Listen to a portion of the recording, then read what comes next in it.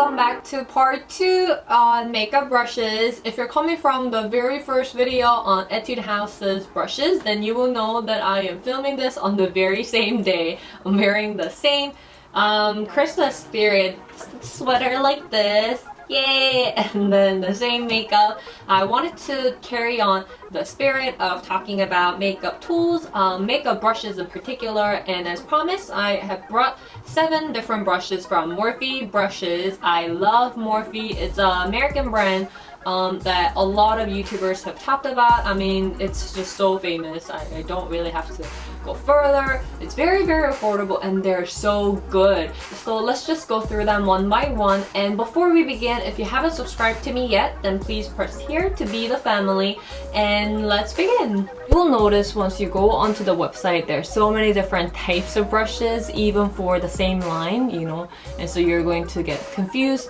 as I was. Write down these numbers because I think there should be quite a lot of differences between brushes. So for foundation, I love M439.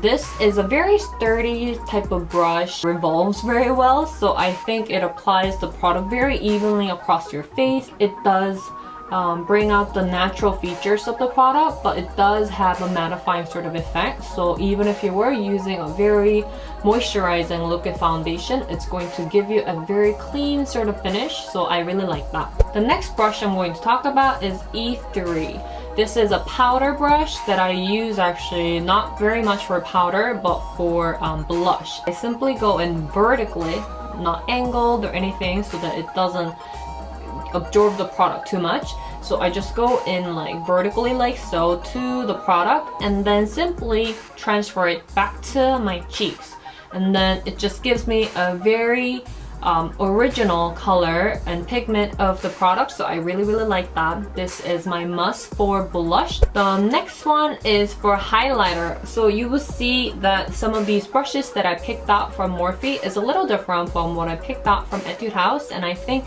it's probably because the kind of product that's popular in America will be different from what's popular in Korea. As you see, it's very thin, right? It's very thin and wide, so it's really good to contour or highlight sort of like your nose and maybe like here. Because it's like so wide, you don't have to go like over and over again and intensify the same spot. It's going to give you that perfect finish at one go. For contouring, I like to use E4. Very soft. It's really good for contouring because those, you know, solid and sort of like intense hair of brushes like concealer brush, if you're using it with dark color, then it can give you a very harsh line. But if you're using a very soft brush like this, even if you took too much product, it's not going to be as harsh. It's not going to give you that harsh line. So it's really good for contouring, especially if you're a beginner. As you see, it's perfect size to go into the hollows of your cheeks. So next is M509. This is actually sort of like a multi-purpose brush that's good for multi-purposes, but something perhaps that's like optional. So if I needed to let go of one, this will probably be it. But if you're looking for like a multi-purpose brush, or if you have all these and then if you're just taking one to go out, you know, in your pouch, then it might be it. It's like in between size of everything, so you can actually use it for eyeshadow, blushes, contour, like highlight, and then what I like to use it for most is for my eyeshadows. I'm going to use the flat side to apply the base color. It has this angle. I can go in to the corners, like crease of my eyes. If you want it to be more accurate, this is your option, M433. This is an eyeshadow brush that's really nice. I mean, if I need to choose one brush for my eyeshadow, this will be it. It's really nice blending eyeshadow brush. It's like perfect shape and perfect size to go into the crease, as you see.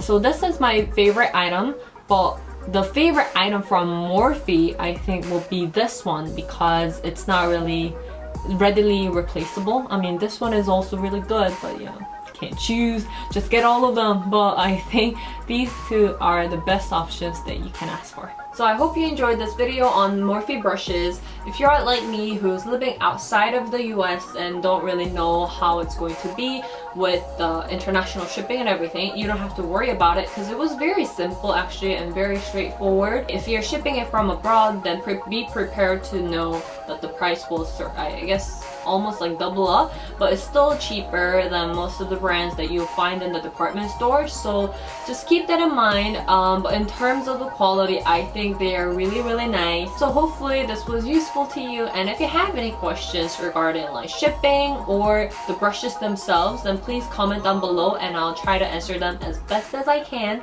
And as always, don't forget to press thumbs up and subscribe to me, and check out and come visit my Instagram and social media. Thank you very much for watching, and I'll see you in the next one. Bye!